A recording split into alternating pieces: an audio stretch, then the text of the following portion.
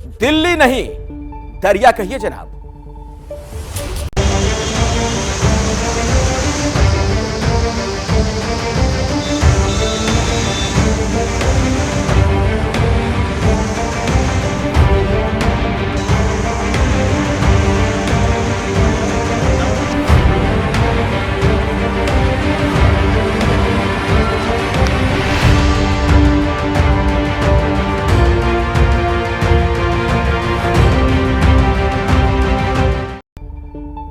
ये देश की राजधानी है, क्या आप यकीन करेंगे? सैलाब का सितम देखने को मिल रहा है। ऐसा लग रहा है कि मानो देश की राजधानी दिल्ली दरिया में तब्दील हो गई हो। 4 बड़े सवाल के साथ आज इस बुलेटिन की शुरुआत हम करने वाले हैं। ये सवाल दिल्ली की सत्ता पर काबिज आम आदमी पार्टी की सरकार से भी है और केंद्र सरकार से भी है। क्या है वो सवाल, आप भी जान लीजिए। सिलसिलेवार तरीके से आपके सामने एक एक करके वो सवाल मैं रखूंगा और हमारी कोशिश होगी कि इसके जवाब भी हम इस बुलेटिन के दौरान तलाशें। पहली बारिश में ऐसा हाल कब कहोगे कि हरियाणा जिम्मेदार, जो कि बार बार आप देख रहे हैं हाल के दिनों में पानी की कमी को लेकर किस तरीके से हरियाणा सरकार पर दोषारोपण किया गया दिल्ली सरकार की ओर से।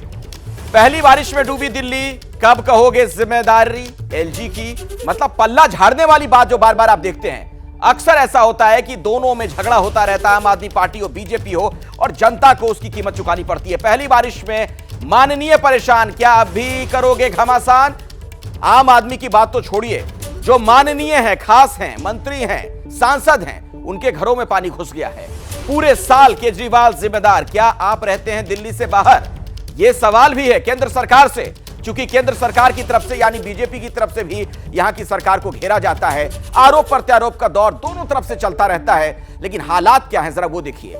बुनियादी सुविधाओं का किस तरीके से अभाव है, जल निकासी की व्यवस्था नहीं है। सवाल ये क्यों उठ रहे हैं ये तो आप समझ ही गए। अगर आप दिल्ली एनसीआर में रहते हैं, बिजनेसमैन हैं, छात्र हैं, जॉब करते हैं या सरकारी मुलाजिम हैं, तो जाहिर है कि बारिश से दिल्ली इस वक्त जो दरिया बन गई है, इसे आपको भी पार करना पड़ रहा होगा। और ये आज या कल की बात नहीं, बल्कि परेशानी सालों पुरानी है और कब इसका समाधान होगा कोई नहीं जानता। तो दिल्ली है या दरिया, राजधानी के इन्हीं हालातों की हम चर्चा करने वाले हैं, जिसके लिए मेरे साथ राजधानी दिल्ली से अलग अलग इलाकों से हमारे सहयोगी जुड़ रहे हैं। उनके पास मैं आपको लिए चलूंगा। आप देख सकते हैं अंकित गुप्ता आपको नजर आ रहे हैं स्क्रीन पर। हमारे साथ रविकांत भी मौजूद हैं, उनके पास भी हम आपको लिए चलेंगे। हमारे साथ अभिषेक उपाध्याय भी जुड़ने वाले हैं और मदिहा खान को भी आप देख सकते हैं, मदिहा भी हमारे साथ मौजूद हैं। तो इन इलाकों में इस वक्त क्या हालात हैं, अपने संवाददाताओं के पास जाकर हम जानेंगे, सभी के पास जाएंगे। लेकिन अभी की जो बड़ी खबर है, राजधानी दिल्ली डूबी हुई है। दिल्ली में पहली ही बारिश में बुरा हाल हो गया है। दिल्ली के कई इलाकों में पानी ही पानी, दिल्ली के रिहायशी इलाके डूब चुके हैं। जहां पर लोग रहते हैं उनके घरों में पानी घुस गया है, बाजार में पानी घुस गया है, दुकान में पानी घुस गया है। ये देखिए आईटीओ जो मुख्य चौराहा है दिल्ली का, वहां पर क्या हाल है। एम्स जहां देश भर के मरीज इलाज के लिए पहुंचते हैं, वहां पर क्या स्थिति है। मिंटो रोड जहां पर आपने वो तस्वीर देखी होगी सालों पहले भी, बस कैसे डूब गई थी पानी में, और अब भी वही हालात हैं। हर साल यही स्थिति नजर आती है। लोधी रोड का हाल देखिए, कोंडली का हाल आपके सामने है, मयूर विहार की स्थिति आप देख सकते हैं। जो प्रगति मैदान का पूरा इलाका है, वहां के हालात भी आपके सामने हैं। आजाद मार्केट में आप देख सकते हैं अंडरपास में कैसे पानी हर तरफ नजर आ रहा है।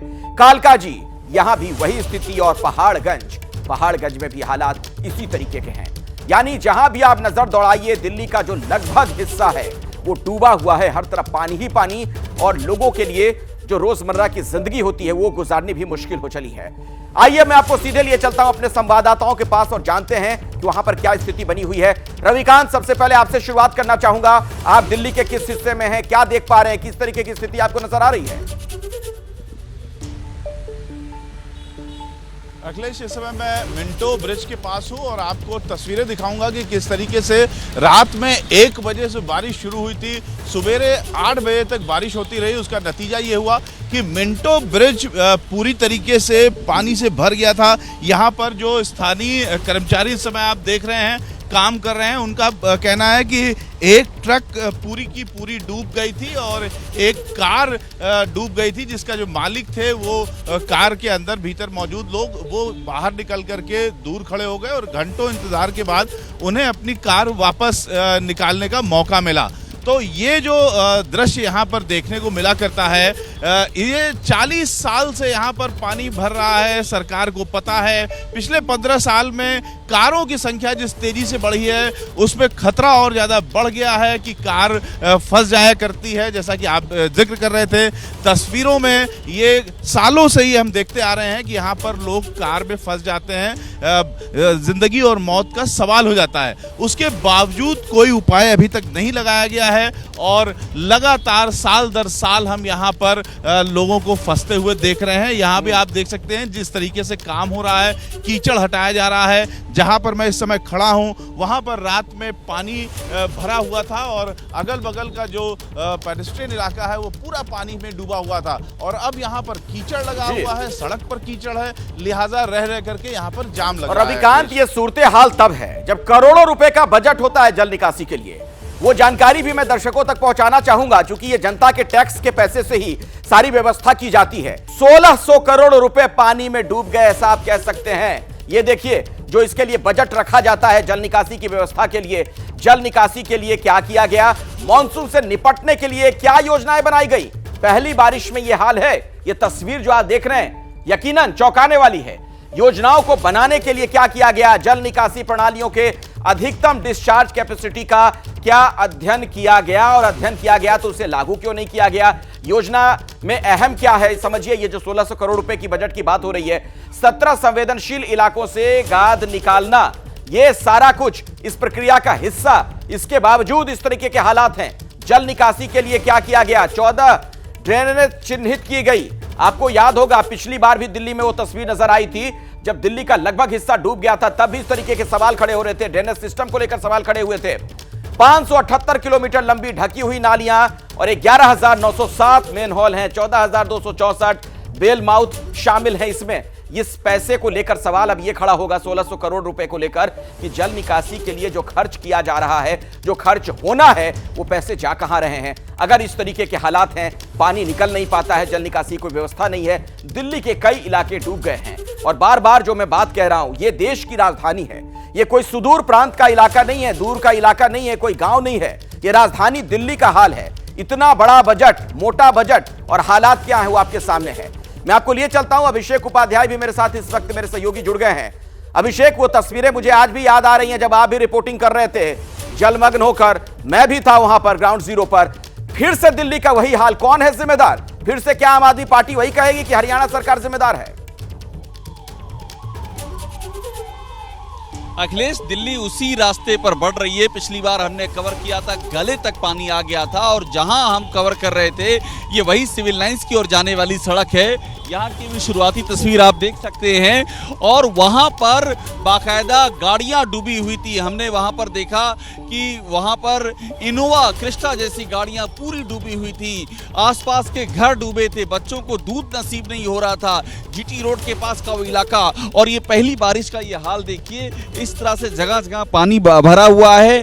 ट्रैफिक रेंग करके चल रहा है। पूरे रास्ते में आपको ट्रैफिक वाले मिलेंगे। कहीं ना कहीं ट्रैफिक को डाइवर्ट किया गया है क्योंकि उधर गाड़ियां जा ही नहीं सकती हैं। तो ये हालात तब है जब अभी ट्रेलर सामने आया है, और अभी जब बारिश और ज्यादा होगी तो ये जो पूरा इलाका है, यहाँ सिविल लाइन जाने वाला इलाका, यहाँ फिर वही हालत होंगे अखिलेश कि गले तक पानी, और लोग हैं जिनके घर हैं वो अपना घर छोड़ करके जाने को मजबूर होंगे, और वहां पर पीने वाले पानी की भी समस्या आएगी। तो एक तरह से इतिहास खुद को दोहराने जा रहा है। अब वो नालों की डिसिल्टिंग ना हुई हो, वो जो आपस की तकरार हो, जो बजट एलोकेशन हो, तमाम सारे बहाने ढूंढ लिए जाएं, लेकिन कोई भी बहाना इस बात को छिपा नहीं सकता है कि एक साल पहले जो हालात थे वही हालात एक साल बाद होने जा रहे हैं, और इन एक सालों में सरकारी तंत्र के हालात भी बिल्कुल नहीं बदले हैं। किसी ने ध्यान नहीं दिया है, मान लिया है रूटीन हर बार होता है तो इस बार भी होगा। बिल्कुल, और आरोप प्रत्यारोप किया जाएगा ताकि जनता का ध्यान जो है वो बस डाइवर्ट कर दिया जाए। और जब दिल्ली डूब गई तो एक्शन में एलजी नजर आ रहे हैं। उपराज्यपाल ने इमरजेंसी मीटिंग बुलाई है। जो खबर मुझे मिल रही है, जल बोर्ड, पीडब्ल्यूडी, एमसीडी, एनडीएमसी की बैठक बुलाई गई है। दिल्ली पुलिस, डीडीए और एनडीआरएफ के लोग भी, अधिकारी भी वहां पर मौजूद। सभी अधिकारियों की छुट्टी कैंसिल करने का आदेश दिया गया है। तो सांप के गुजर जाने के बाद लकीर पीटना इसे ही कहते हैं। जब लोग डूबने लगे, लोगों के घर बार में पानी घुस गया, तब जाकर यह पूरा महकमा सक्रिय हुआ है। तो दिल्ली की सड़कें क्यों डूब जाती हैं? जिन सड़कों से गाड़ियां गुजरनी चाहिए वहां नाव क्यों चलने लगते हैं? समझिए जरा इसे आप। घनी आबादी में वाटर बॉडीज ओवरफ्लो, यह एक बड़ी वजह है, जो एक बहुत अहम वजह है। इसके तौर पर इसे आप देख सकते हैं कि जो सघन इलाका है जहां पर आबादी बहुत ज्यादा, वहां पर इस तरीके के हालात हो जाते हैं। जल निकासी की समुचित व्यवस्था नहीं है, अनियमित तरीके से बस्तियां बसा दी गई हैं, तो ड्रेनेज सिस्टम का क्या हाल होगा आप समझ ही सकते हैं। नालियां बनाते वक्त ढलान पर ध्यान नहीं दिया जाता है कि पानी की निकासी कैसे हो। नालियां पतली और कम गहरी तो पानी जाहिर तौर पर ऊपर की तरफ आएगा, भर जाएगा। तो लोकल ड्रेनेज सिस्टम की कमी है और यह सारी एक वजह है कि आप कह सकते हैं दिल्ली में से हालात बन जाते हैं। बारिश से पहले मास्टर प्लान तैयार ना होना, हर बार जब बारिश हो जाती है दिल्ली में लोग डूबने लगते हैं, उनके घर में पानी घुस जाता है, बाजार दुकान में पानी घुस जाता है, तब जाकर यह पूरा महकमा सक्रिय होता है। अंकित, आप इस वक्त दिल्ली के किस इलाके में हैं और वहां पर क्या स्थिति है?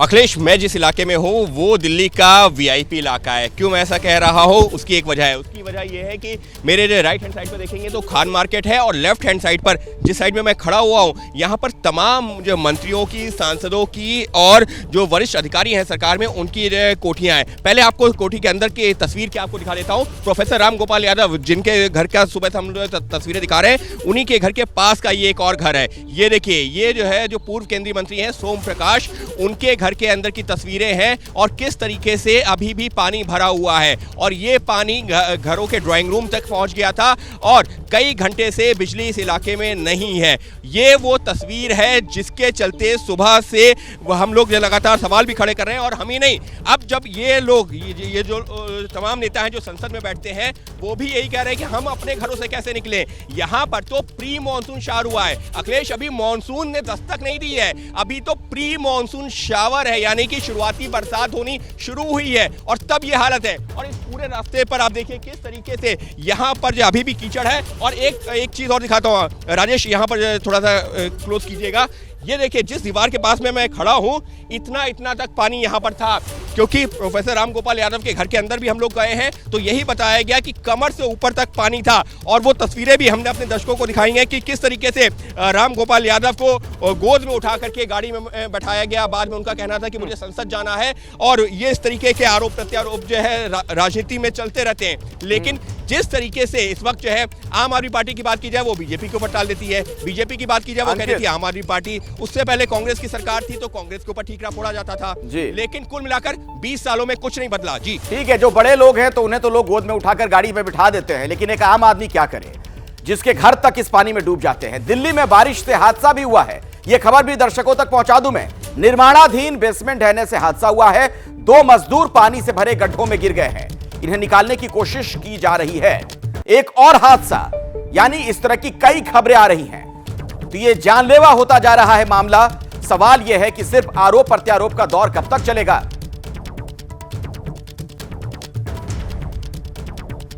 और मेरे साथ इस वक्त मेरे एक और सहयोगी ब्रजेश तिवारी भी जुड़ चुके हैं, उनके पास मैं आपको लिए चलता हूं। ब्रजेश, आप दिल्ली के किस इलाके में हैं और जरा दर्शकों को दिखाइए कि यहां पर क्या नजर आ रहा है आपको। अखिलेश, वसंत विहार में मौजूद हूं मैं और यहां पर सुबह 6 बजे की कॉल थी कि एक निर्माणाधीन बेसमेंट गिर गई है, जिसके बाद रेस्क्यू ऑपरेशन शुरू किया गया।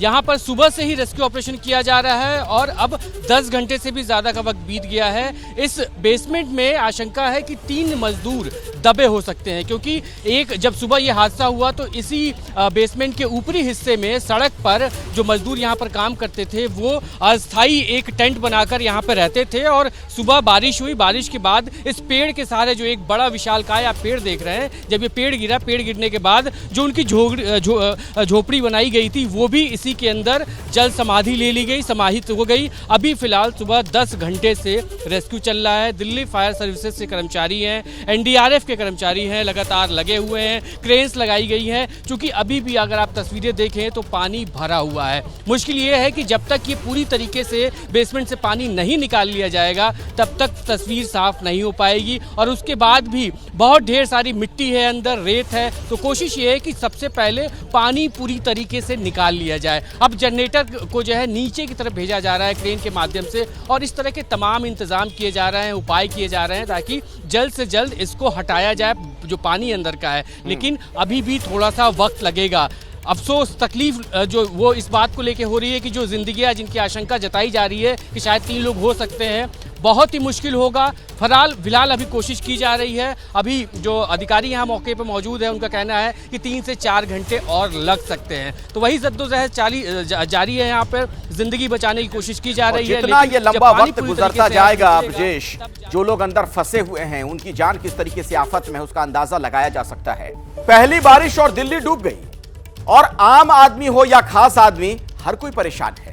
दिल्ली की बारिश में डूबा माननीयों का घर, मंत्री, विधायक, सांसद, सबके घर में पानी घुस चुका है। घरों में पानी घुसने से माननीयों को भी भारी परेशानी हो रही है।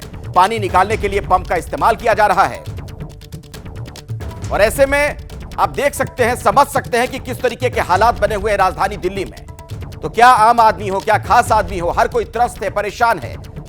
और ये देखिए, अब कुछ मंत्रियों की अगर मैं बात करूं तो उनके घरों में क्या हालात है वो देखिए। ये आतिशी जो हैं, आम आदमी पार्टी की मंत्री हैं, उनके घर का हाल आप देखिए। उनके घर में भी, उनके आवास में भी कुछ इसी तरह की स्थिति है। और एक और जो तस्वीर आपके सामने है, घर के बाहर जो पानी भरा हुआ है, ये कांग्रेस के नेता तारिक अनवर का घर है। और राम गोपाल यादव के घर की तस्वीर भी आप देख रहे हैं। लगातार हालात ये हो गए थे, इस तरीके से वहां पर पानी घुस गया था हर तरफ उनके घर में, चारों तरफ, कि उन्हें गोद में उठाकर, जो उनके सहयोगी थे, उनके साथ काम करने वाले लोग, वो उन्हें कार में बिठाकर ले गए थे। ये देखिए तस्वीर आपके सामने है। देश की राजधानी दिल्ली पहली बारिश में बेहाल, सवाल कई हैं। मैं अब आपको लिए चलता हूं मदिहा के पास। हमारी एक और सहयोगी लगातार हमारे साथ जुड़ी हुई है। मदिहा, आप दिल्ली के किस हिस्से में हैं और वहां पर क्या हालात हैं? मैं देखिए इस वक्त प्रगति मैदान इलाके में हूँ, मथुरा रोड के करीब हूँ, और ये वो मथुरा रोड है जहाँ पर दिल्ली की मंत्री आतिशी का घर है। यहाँ पर उनका घर है, और इस रोड से जब सुबह जल निकासी की जा रही थी तो इस टनल में की जा रही थी। बड़े बड़े यहाँ पंप लगे हुए थे, इस पूरे रोड पर पानी था, और जितना भी पानी था वो इस टनल में, प्रगति मैदान की टनल है जिसको फिलहाल बारिश के बाद से बंद कर दिया गया था लोगों के लिए। इसमें जल निकासी की जा रही थी। अब सबसे बड़ा सवाल यहाँ पर ये खड़ा होता है, जो तस्वीरें बयान कर रही हैं कि सारा पानी तो इसमें छोड़ दिया गया, लेकिन आखिर पानी जाएगा कहाँ? सुबह से आप अंदाजा लगा सकते हैं कि कई घंटे बीत चुके हैं, बावजूद उसके अभी भी टनल के अंदर जो है पानी जमा है, पूरी तरह से नहीं निकला है, मिट्टी काफी ज्यादा है। अब दूसरी चीज जो सुबह से ही हम दिल्ली की सड़कों पे देख रहे थे वो है ट्रैफिक जैम की स्थिति। खास इस वक्त प्रगति मैदान में हम लोग मौजूद हैं, और यहाँ पर ये देखिए कई जगह रोड्स को बंद करा गया है, डाइवर्ट किया गया है, और यही वजह है कि अभी भी, क्योंकि सामने जो ठीक दिल्ली की मंत्री आतिशी के घर के बाहर जो सामने एक टनल है जिसको यू टर्न रिंग रोड कहा जाता है, वो बंद कर दिया गया है। उसके अंदर भी पानी भर गया था, तो देखिए वो बंद है, जिस वजह से कितना बड़ा ये विरोधाभास है मदिहा। ये वही आतिशी हैं जो कुछ दिन पहले तक पानी के लिए प्रदर्शन कर रही थी, उपवास कर रही थी, और अब जब इस तरीके से पानी बरस गया तो जल निकासी की कोई व्यवस्था नहीं है। पूरे सरकारी तंत्र की कलई खुल चुकी है। दिल्ली डूबने के बाद अब सरकार जगी है। सचिवालय ने, दिल्ली सरकार की आपात सचिवालय में बैठक हुई है। सभी मंत्री और अधिकारी इस बैठक में शामिल हुए हैं। तो दिल्ली में पानी की निकासी पर इसमें मंथन हुआ है। तो दिल्ली के डूबने के बाद मीटिंग की शुरुआत हुई है। ये देखिए तस्वीर आपके सामने, सरकार के मंत्री आपको नजर आ रहे हैं। आम आदमी पार्टी की जो दिल्ली में सरकार है उनके तमाम मंत्रियों को आप देख सकते हैं, अधिकारियों को देख सकते हैं।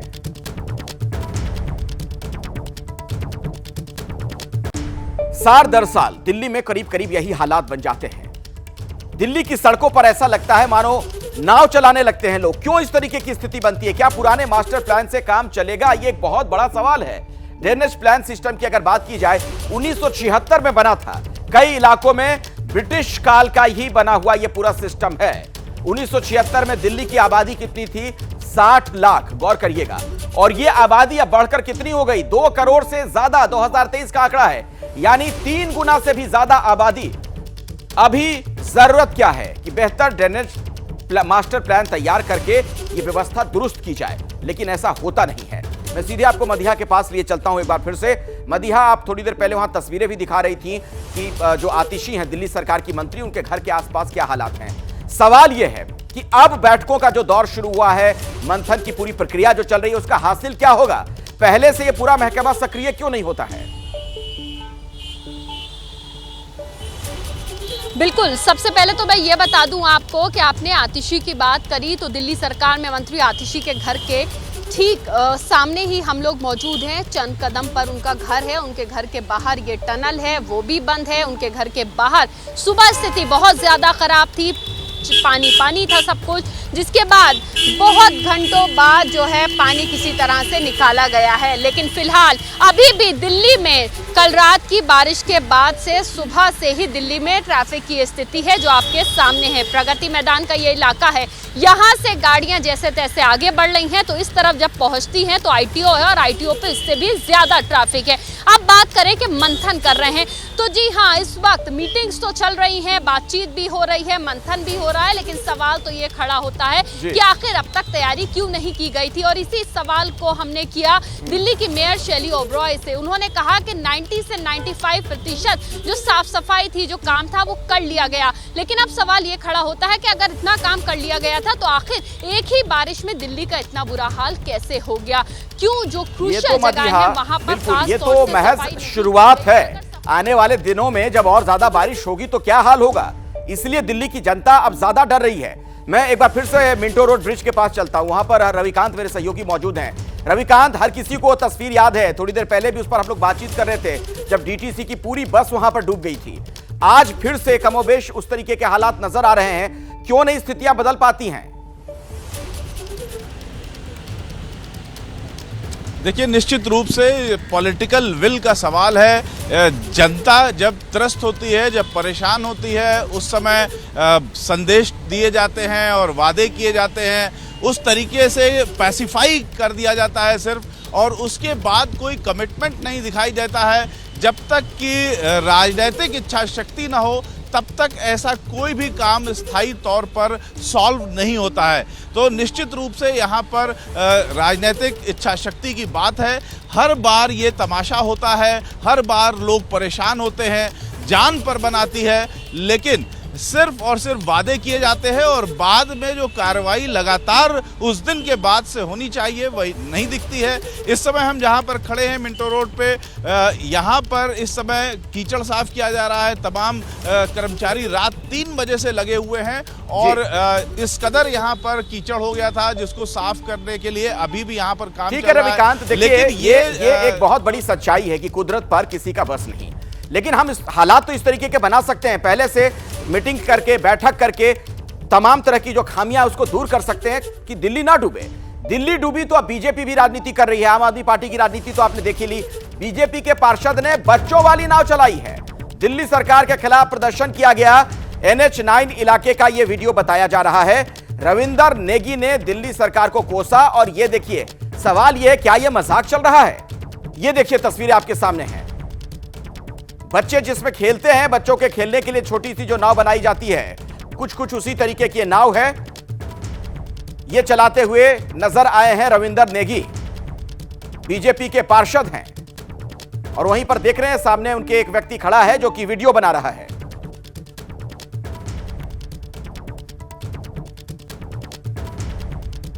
ये देखिए तमाशा जो देखा आपने। अब सवाल ये, पूरे साल लड़ाई झगड़ा कुछ इसी तरीके के हालात नजर आते हैं, एक दूसरे पर पार्टियां आरोप लगाते रहती हैं, आम आदमी पार्टी हो, बीजेपी हो, लेकिन उसका हासिल क्या है? पूरे साल लड़ते हो, शर्म क्यों नहीं करते हो? यह बहुत बड़ा सवाल। शर्म आना चाहिए नेताओं को जो हर साल दिल्ली को डुबा देते हैं। लड़ाई की जो मुख्य वजह है, दिल्ली पर नियंत्रण और सत्ता के लिए आम आदमी पार्टी का आरोप, एलजी केंद्र सरकार काम नहीं करने देते। एलजी और केंद्र का आरोप, नियम कायदों के मुताबिक काम नहीं करती दिल्ली की सरकार। पब्लिक की परेशानी, गर्मियों में पानी का संकट, मानसून में जल भराव, सर्दियों में प्रदूषण, यानी मौसम कोई भी हो, लोग परेशान ही रहते हैं, त्रस्त ही रहते हैं। अभिषेक, कुल मिलाकर ऐसा लगता है कि दिल्ली वालों की कुछ पिछले सालों में यह नियति बन गई है कि सिर्फ और सिर्फ आरोप प्रत्यारोप एक दूसरे पर जो लगाए जाते हैं वो सुनते रहते हैं, और कोई भी मौसम हो समस्याएं सामने आ जाती हैं। देखिए अखिलेश, ये सब रवायत हो चली है और स्थिति ये है कि दिल्ली में इतना पानी है, अभी और भी पानी भरेगा, लेकिन नेताओं की आंखों का पानी सूख चुका है। और दरअसल अंदर की कहानी ये है कि ये जो बारिश है ये भी अपने आप में एक उद्योग है। ये जो आप अभी बातें बता रहे थे कि नालों की सफाई नहीं हुई है, ड्रेनेज सिस्टम ठीक नहीं है, वाटर हार्वेस्टिंग का जो पिट है वो काम नहीं कर रहा, ये सब बेसिकली एक उद्योग का हिस्सा है। आपको मैं बताऊं, आदम गोंडवी साहब, रविकांत हमारे साथ जुड़े हो, बेहतर जानते होंगे। आदम गोंडवी ने इन्हीं हालातों में गोंडा के डीएम को एक बड़ी खरी खरी बातें मन से सुनाई थी। उन्होंने लिखा था कि मिसेस सिन्हा के हाथों में जो बेमौसम खनकते हैं, पिछले बाढ़ के तोहफे हैं ये कंगन कलाई के। तो बाढ़ के तोहफे उनकी कलाई पर कंगन मन के सज गए थे। इसको लेकर के आदम गोंडवी ने व्यंग किया था। डीएम साहब बहुत भड़क गए थे, बड़े बात के बीच बचा हुआ। वही कविताएं तो कालजयी होती हैं, वही कविता आज दिल्ली पे लागू हो रही है। ये बाढ़ के तोहफे बांटे जाते हैं, हर बाढ़ आती है तोहफे देके जाती है। उस बाढ़ से कितने लोग आबाद होते हैं, बर्बादों को तो हम देख रहे हैं, लेकिन जो आबाद हो रहे हैं जब उनकी ओर देखेंगे तो मालूम पड़ जाएगा, आपके सवाल का जवाब मिल जाएगा कि हर साल एक तस्वीर। बाढ़ का ये जो पानी भरता है, इस तरीके के हालात बनते हैं, इनका पूरा एक अपना अर्थशास्त्र होता है। जिस तरफ आप इशारा कर रहे हैं बिल्कुल उसे समझा जा सकता है। और इस बीच केजरीवाल सरकार पर एलजी के आरोप सामने आ गए हैं। बाढ़ नियंत्रण का काम अब तक पूरा नहीं हुआ। तो जो बात हम लोग थोड़ी देर पहले कह रहे थे, देखिए बिल्कुल उसी दिशा में चीजें जा रही हैं। एक दूसरे पर आरोप लगाए जा रहे हैं। एलजी कहेंगे कि दिल्ली सरकार ने काम नहीं किया, दिल्ली सरकार की तरफ से कह दिया जाएगा कि एलजी हमें काम नहीं करने देते। नालों का काम अब तक अधूरा है, ये एलजी कह रहे हैं। 15 जून 2024 तक पूरा होना था काम। फ्लड कंट्रोल ऑर्डर सीएम देते हैं, ये बात भी एलजी ने कही है। सीएम के पास अभी तक आदेश लंबित है। अभिषेक, तो जो इशारा आप कर रहे थे बिल्कुल उसी तरफ ये चीजें जाती हुई नजर आ रही हैं। हालात वही हैं, ढाक के तीन पात, आरोप प्रत्यारोप का दौर शुरू हो गया। बिल्कुल, देखिए ये मान लिया जाता है कि बाढ़ के मौसम में इसका भी मौसम आना है। एक बाढ़ जमीन पर पानी की आएगी, दूसरी बाढ़ आरोपों की भी बाढ़ आएगी। ये बाढ़ तो खैर ठीक है, बारिश गुजर जाएगी, रुक जाएगी, लेकिन वो बाढ़ पूरी 12 मासी बाढ़ है। वो बाढ़ कभी नहीं रुकती है। वो कर्मनाशा की हार जो एक कहानी हम लोग पढ़ते आए थे, वो कर्मनाशा का पानी है जो कभी खत्म नहीं होता है। और ये आरोप दोनों ओर से लगाए जा रहे हैं। आम आदमी पार्टी के हाथ में एमसीडी से लेकर के दिल्ली सरकार, इस सब कुछ। उसके बाद उनकी समस्या एलजी को लेकर के है। बीजेपी का कहना है कि सब आपके हाथ में है, इसके बाद भी आप ठीक नहीं कर पा रहे हो। लेकिन बीजेपी इसको ठीक करने में कितना हाथ बटा रही है, ये भी एक बड़ा सवाल है। तो दोनों ओर से अपने अपने हिस्से के आरोप तय कर लिए गए हैं। वो आरोप एक दूसरे पर उछाले जा रहे हैं और जनता मौन होकर के इसको देखने और सहने पर मजबूर है। यही उसकी नियति है। ठीक है, अब जरा अंकित गुप्ता के पास में चलता हूं। दिल्ली का जो वीआईपी इलाका माना जाता है, वहां पर अंकित मौजूद हैं। और अंकित, वहां भी वही स्थिति नजर आ रही है, हर तरफ पानी ही पानी। सवाल वही बुनियादी सा कि आखिर इस तरीके के हालात क्यों हैं। और आम आदमी पार्टी की सरकार तो अब सिर्फ दिल्ली में नहीं है बल्कि लोकल बॉडीज पर भी उनका कब्जा है। इसके बावजूद क्यों नहीं स्थितियां बेहतर हो पा रही हैं? बिल्कुल अखिलेश, अगर जो है इसी का अगर मैं बात करूं तो पिछले जो 20-25 सालों से हम लोग दिल्ली की हालत देख ही रहे हैं। उस समय शीला दीक्षित की सरकार होती थी, बीजेपी आरोप लगाती थी कि शीला दीक्षित की सरकार में घोटाला होता रहा, इस वजह से इस तरीके के हालात बनते हैं। आम आदमी पार्टी की सरकार यही कहते हुए आई, सत्ता में आ गई। आम आदमी पार्टी की सरकार को 10 साल हो गए। ये कहा गया कि देखिए एमसीडी जो है, क्योंकि एमसीडी पर कब्जा बीजेपी का है, लिहाजा आम आदमी पार्टी की सरकार के पास में जो है वो काम नहीं कर पा रही है। अब एमसीडी पर भी आम आदमी पार्टी का कब्जा है, तो अब बीजेपी कह रही है कि देखिए अब तो जो है सरकार भी उनकी है, एमसीडी पर भी उनका कब्जा है, लेकिन फिर भी ये जल भराव हो रहा है। लेकिन सवाल क्या है? सवाल ये है कि पार्टी कोई हो, सत्ता में कोई हो, लेकिन भुगत कौन रहा है? दिल्ली की आम जनता। और दिल्ली और एनसीआर की आम जनता के सामने परेशानी यही है कि जरा सी बारिश होती नहीं है, जलभराव हो जाता है। और मैं अपना एक उदाहरण दे देता हूं अखिलेश। सुबह जो है 9:30 बजे आसपास मैंने अक्षरधाम से एक जल जमाव की और उसके जाम की रिपोर्ट की। और मैं सेंट्रल दिल्ली में, लुटियन दिल्ली में, पार्लियामेंट में मुझे पहुंचना था, लेकिन मैं पहुंचा कितने बजे? दोपहर में 1 बजे। तो मतलब 3-3.5 घंटे का वक्त जाम में लगता है। और एक अपडेट और आ गया है इस वक्त के लिए, बड़ी खबर यह है कि सौरभ भारद्वाज ने एक आरोप प्रत्यारोप कर दिया है। उन्होंने कहा है कि उप राज्यपाल ने जो बैठक बुलाई उस बारे में हमको यानी कि दिल्ली सरकार उनके मंत्रियों को जानकारी ही नहीं दी गई। फिर से वही कहानी शुरू हो गई जो हम लोग बार-बार कह रहे हैं। एलजी कुछ कहेंगे, दिल्ली सरकार की तरफ से कुछ और बयान आ जाएगा। एमसीडी की मेयर शैली ओबरॉय ने दावा कर दिया कि पिछली बार से हालात काफी बेहतर हैं। उन्होंने ये भी कहा कि फिर ऐसी स्थिति नहीं दिखेगी, जहां जलभराव वहां पर काम जारी है। तो सवाल तो यही ना जो बार बार पूछा जा रहा है ब्रजेश के पास मैं आपको लिए चलता हूं। ब्रजेश, कि अब काम क्यों जारी है, पहले से काम क्यों नहीं हुआ, किस तरीके के हालात हो ही ना? देखिए, बिल्कुल वही लापरवाही है और उसी लापरवाही की वजह से आज दिल्ली वाले या आम लोग जो यहाँ पे रहते हैं वो पिस रहे हैं, क्योंकि हर बार ऐसा नहीं है कि मानसून के समय सरकारी मीटिंग्स नहीं होती हैं। हर बार मीटिंग्स होती हैं। जो एक सरकारी कैलेंडर्स होता है उसके मुताबिक एक मीटिंग का तारीख तय होता है और उसमें ये तय किया जाता है कि हम मीटिंग करेंगे और ये जो कमियां हैं, पिछली बार जो कमियां रह गई उनकी पूर्ति की जाएगी और आने वाले दिनों में इस बार कोई दिक्कत नहीं होगी। इस बार भी मीटिंग हुई, लेकिन सिर्फ और सिर्फ खाना पूर्ति के तौर पे मीटिंग हुई। कहीं ग्राउंड पर उस तरह की हकीकत देखने को नहीं मिली, क्योंकि मौसम विभाग लगातार कह रहा था कि मानसून आने वाला है और मौसम विभाग तैयारियों को लेकर हर डिपार्टमेंट को अलर्ट कर रहा था, लेकिन नाकाफी थे वो इंतजाम एमसीडी की तरफ से और वही नतीजा ये निकला कि अभी भी दिल्ली के कई इलाकों में जलभराव की स्थिति और जलभराव की स्थिति नहीं है, हादसे हो रहे हैं, लोगों की जान चली जा रही है। मानसून की पहली बारिश हुई और एयरपोर्ट पर क्या हुआ, यह तस्वीर सबसे ज्यादा चौंकाने वाली है। टर्मिनल 1 पर छत का हिस्सा गिरा, हादसे में एक की जान चली गई, 8 लोग घायल हो गए। मुआवजे का ऐलान हालांकि कर दिया गया है, लेकिन सवाल यह कि इन मुआवजों का मतलब क्या है। जिसकी जान चली गई उसके परिवार के लिए कितना बड़ा नुकसान, सोचिए जरा। टर्मिनल 1 पर छत का एक हिस्सा गिर गया, इस हादसे में एक की मौत हो गई, 8 लोग घायल हुए हैं। ये वो तस्वीर भी अब आपको दिखा रहे हैं और ये हाल कहां पर है, एयरपोर्ट पर। ये देखिए छत का जो हिस्सा गिरा है। और अब आपको 2 तस्वीरें हम आपको दिखाते हैं। जब 28 जून 2024 को टर्मिनल 1 की छत गिरी, इससे पहले 21 अगस्त 2009 को भी टर्मिनल 1 पर हादसा हुआ था, वो भी उद्घाटन के बाद सिर्फ 3 महीने के बाद। तस्वीर आपके सामने है। तो सवाल ये कि जान की कीमत आखिर सरकार कब समझेगी। यह 28 जून 2024 की तस्वीर और 21 अगस्त 2009 की तस्वीर भी रविकांत हम अपने दर्शकों को दिखा रहे हैं। इतना वक्त लंबा गुजर गया, लेकिन स्थिति क्या है देखिए।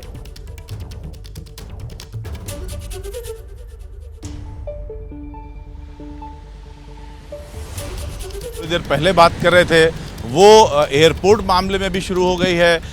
इतना बड़ा हादसा हुआ, एक व्यक्ति की मौत हो गई है, कई लोग घायल हैं, बावजूद उसके घटना घटते ही आरोप प्रत्यारोप शुरू हो गए कि प्रधानमंत्री ने इनॉग्रेशन किया था तो बीजेपी की ओर से बात आई कि 2009 में यूपीए के टाइम पर यह बना था। तो बजाय इसके कि सत्ता पक्ष और विपक्ष इस बात पर फोकस करे कि ऐसी घटना दोबारा न घटे, सिर्फ आरोप प्रत्यारोप तक सीमित रहता है दोनों पक्ष और बाद में ऐसी घटनाओं की पुनरावृत्ति होती है।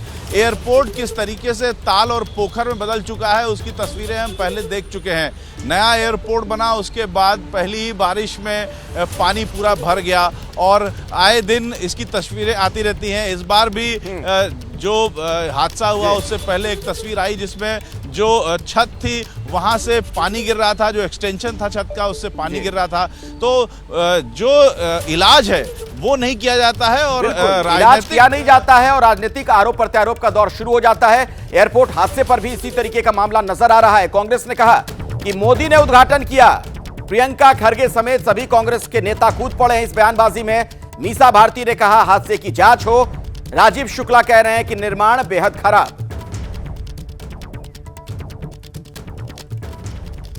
तो अंकित गुप्ता के पास मैं आपको लिए चलता हूं। अंकित, बड़ा दुर्भाग्यपूर्ण है, जवाबदेही और जिम्मेदारी तय नहीं हो रही है, लेकिन देखिए किस तरीके से दोनों तरफ से आरोप लगाए जा रहे हैं। बिल्कुल अखिलेश, और यही दुर्भाग्यपूर्ण ये बात है कि आरोप प्रत्यारोप चलता रहता है। कभी किसी की सरकार होती है, कभी किसी की होती है। जब जो सत्ता में होता है उसके ऊपर विपक्ष हमलावर हो जाता है, लेकिन अल्टीमेटली इस सबके बीच में नुकसान किसका होता है? नुकसान होता है आम जनता का।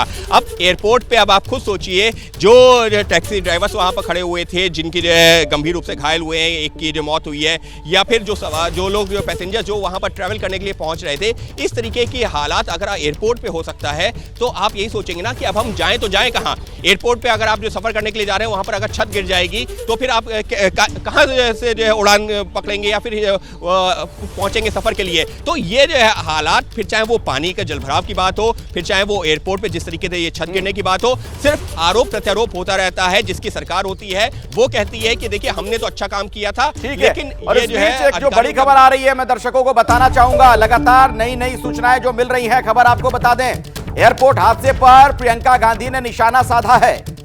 तो आरोप प्रत्यारोप का दौर शुरू। ये बीजेपी का भ्रष्टाचारी मॉडल है, ये बात कही प्रियंका ने। बीजेपी का भ्रष्टाचारी मॉडल, प्रियंका का पीएम मोदी पर हमला। एयरपोर्ट हादसे पर नागरिक उड्डयन मंत्री का भी बयान सामने आया है कि हादसे की जांच के निर्देश दे दिए गए हैं। राम मोहन नायडू जो कि मंत्री हैं इस महकमे के, उनका यह बयान है। कुछ लोग फर्जी खबरें फैला रहे हैं।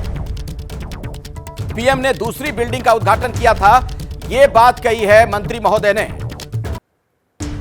इस बीच एक और अपडेट आपको दे दें, एयरपोर्ट हादसे पर प्रफुल्ल पटेल का भी बयान आया। उनका कहना कि 15 साल के बाद हादसा, मैं क्यों जवाब दूं।